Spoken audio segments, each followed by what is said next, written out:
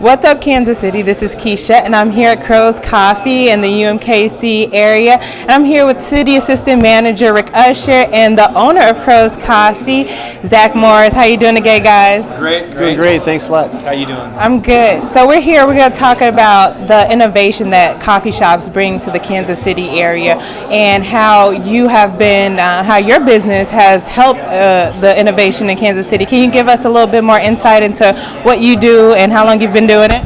Sure. Well, I've been a coffee shop owner for about 2.5 years now. I started this out of pure misery. I worked in the corporate world and decided one day that I wanted to do something that I truly loved. I love community. I love socializing. I love meeting people. And coffee shops were always my go-to place when I was out of town working, because I could always find somebody to communicate with, to talk with about whatever subject we wanted to talk about. So I knew when I quit my job in 2012 that starting a coffee shop would be the perfect thing, or what I wanted to do.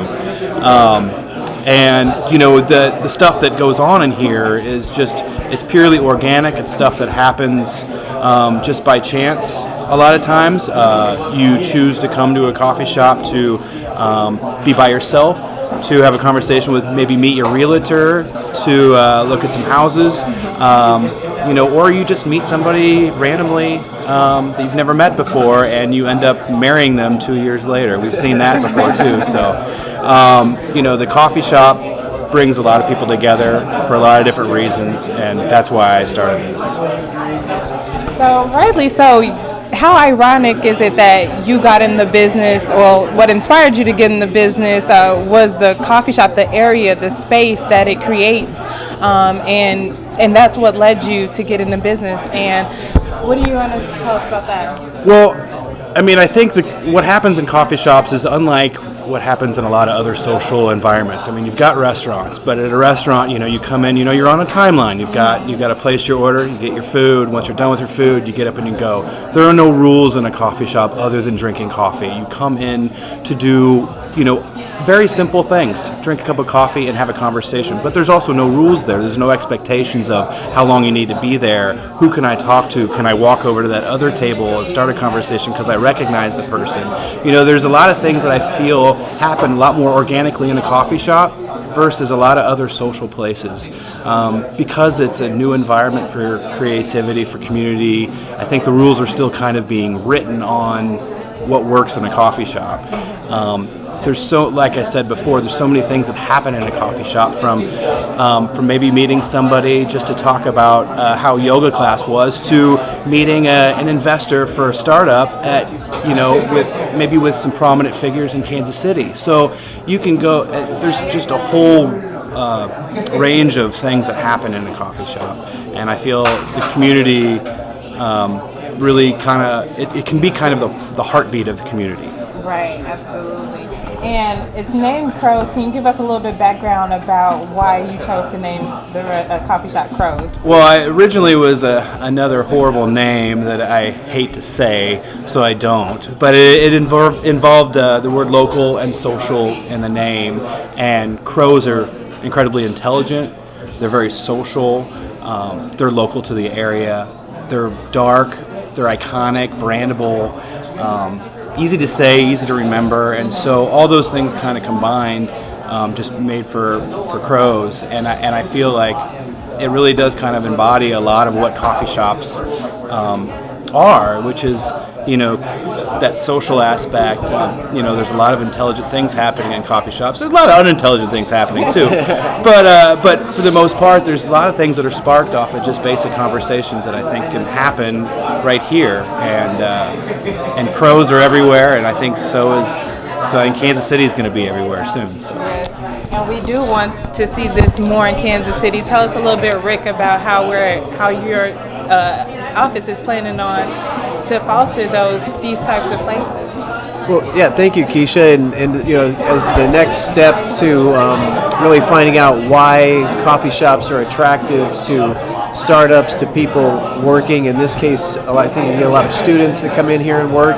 Another key component, not only great coffee, but free Wi-Fi and then the tables, the way you've got it set up with 2 top tables, 4 tops, this community table we're at now, a bar in the window. So like Zach pointed out, there's all kinds of uses that can be made in this space, which is relatively not that large. How large is this? We're looking at about 1,000, a little over 1,000 square Yeah. feet. And Rick, you nailed it when he said, having a few different spaces in here does create different conversations because you've got, you can go be by yourself at a small 2-top if you want.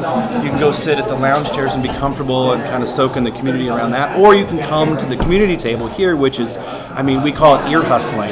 When you're at this table, ear hustling happens, and It's going to happen. I have seen so many people become friends right here, or ask questions about what they're working on their laptop, and conversations and relationships are built right here at this table, and in so many different ways. So trying to, in my role in the startup and small business community, is trying to identify coffee shops like Crow's that are located in innovative neighborhoods here adjacent to UMKC, adjacent to the Kauffman Foundation, which is just maybe 2 blocks away. In my day, Wednesdays are the Million Cups events at Kauffman Foundation. So they start at 9 a.m. So I'll usually schedule a meeting here, say at 8, or I might just come here to work, and that's like this co-working environment that coffee shops allow, and you'll see that a lot in coffee shops. People with a laptop open, it's a welcome thing. Price of admission is a cup of coffee. Cup of coffee, pretty cheap. Yeah. And then maybe don't hog a big table, but so I'll either come here, hang out, do some work, I'll come here, have a meeting, but what happens during that time is that serendipitous collision density that we've been talking about, that you put yourself in a location like this where creative people are going to show up, maybe someone that I'm working on a project with is just going to show up here, and we'll be able to check in on that briefly and quickly, which is kind of different than the let's have lunch, which is more of a commitment. It's like an hour that you're going to be sitting there. Maybe you lose a lot in the conversation because you're eating. But if you're just there hanging out for coffee, it might be a 15-minute conversation. It might be an hour-long conversation. But it might then, which something that we're trying to pick up on here is, so say Zach and I have a meeting, but we sit at a 4-top table.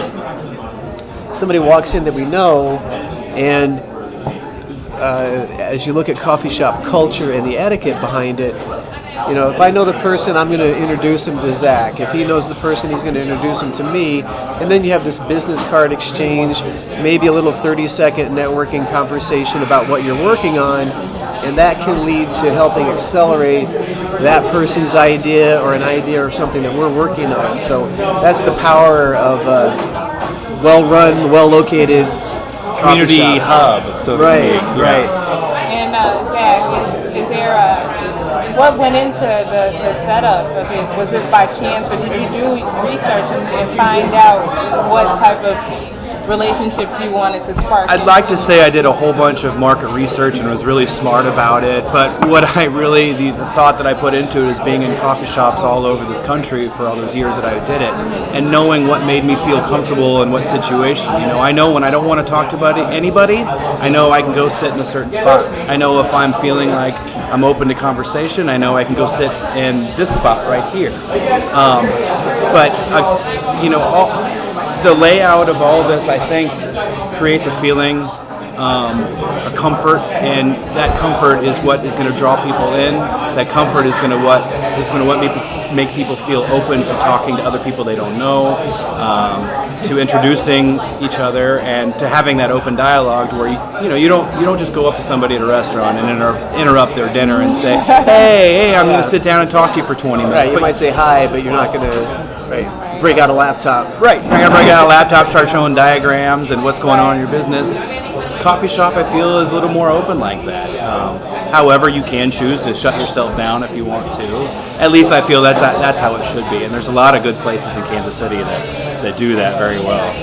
Have you had any success stories that come back to you and tell you, hey, I was at your coffee shop and I was just working on the project and boom, this happened? Well, I don't know that there's any monumental story that came out of here, but I hear a lot of, man, I met in this important Kansas City figure in your shop, or I made a big connection that led to a job, or we have had a couple that was in here that met for the first time in here and now they're married.